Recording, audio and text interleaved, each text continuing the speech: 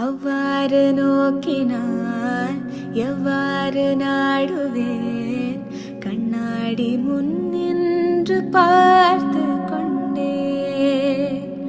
ஒன்றாக செய்திட ஒரு 100 நாடகம் ஒத்திகைகள் செய்து எதிர்பார்த்திருந்தேன்.